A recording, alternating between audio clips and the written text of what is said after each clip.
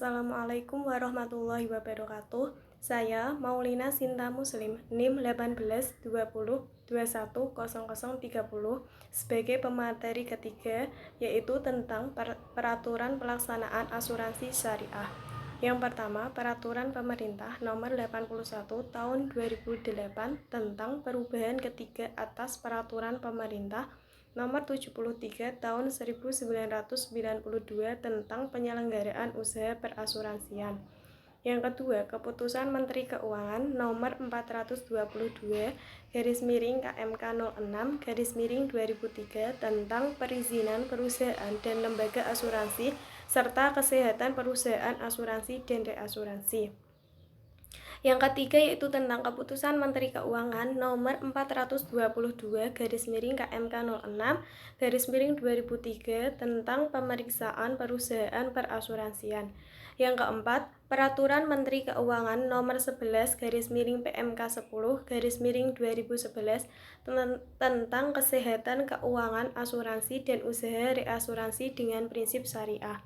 Yang kelima, keputusan Menteri Keuangan Republik Indonesia PMK nomor 18 PMK 10 2010 tentang prinsip dasar penyelenggaraan usaha asuransi dan usaha reasuransi dengan prinsip syariah. Yang keenam, tentang keputusan Direktur Jenderal Lembaga Keuangan nomor 4499 LK/2000 tentang jenis penilaian dan pembatasan investasi perusahaan asuransi dan perusahaan reasuransi dengan sistem syariah. Yang ketujuh, tentang peraturan Ketua Bapepam LK nomor per 08-BL/2011 tentang bentuk dan tata cara penyampaian laporan hasil pengawasan Dewan Pengawas Syariah pada perusahaan asuransi atau perusahaan reasuransi yang menyelenggarakan seluruh atau sebagian usahanya dengan prinsip syariah. Yang kedelapan, peraturan Ketua Bapepam LK nomor per 06-BL/2011 tentang bentuk dan susunan laporan serta pengumuman laporan usaha asuransi dan usaha reasuransi dengan prinsip syariah.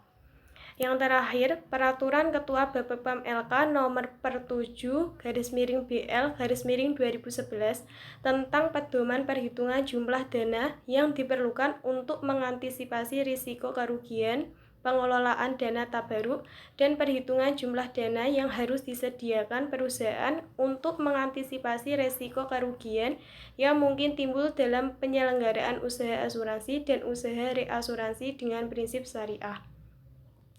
Peraturan perundang-undangan tersebut menyebabkan asuransi syariah memiliki kekuatan hukum, meskipun belum memberi kepastian hukum yang kuat. Ini dikarenakan sesuai dengan pasal 7 ayat 1 Undang-Undang Nomor 10 Tahun 2004 tentang pembentukan peraturan perundang-undangan bahwa fatwa DSN MUI belum dapat dikatakan sebagai undang-undang. Materi selanjutnya yaitu tentang strategi dan kendala pengembangan asuransi syariah.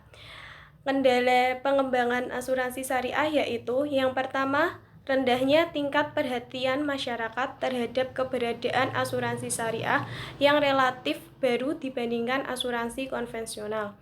Yang kedua, asuransi syariah bukanlah bank yang banyak berpeluang untuk berhubungan dengan masyarakat dalam hal pendanaan dan pembiayaan.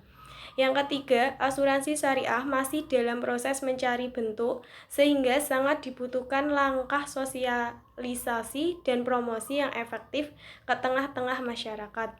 Yang keempat, rendahnya profesionalisme sumber daya manusia, sehingga menghambat laju perkembangan asuransi syariah.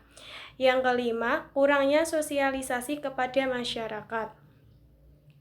Selanjutnya, strategi asuransi syariah. Yang pertama, perlu strategi pemasaran yang lebih terfokus kepada upaya untuk memenuhi pemahaman masyarakat tentang asuransi syariah. Yang kedua, sebagai lembaga keuangan yang menggunakan sistem syariah, tentunya aspek syariah Islam merupakan bagian dari operasi asuransi tersebut. Yang ketiga, perlu dukungan berbagai pihak, baik pemerintah maupun swasta.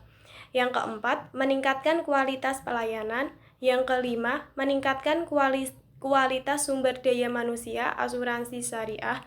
Yang terakhir, dukungan dari berbagai pihak terutama pemerintah, ulama, akademisi, dan masyarakat diperlukan untuk memberikan masukan dalam penyelenggaraan operasi asuransi syariah. Sekian materi dari saya, kurang lebihnya saya mohon maaf. Wassalamualaikum warahmatullahi wabarakatuh.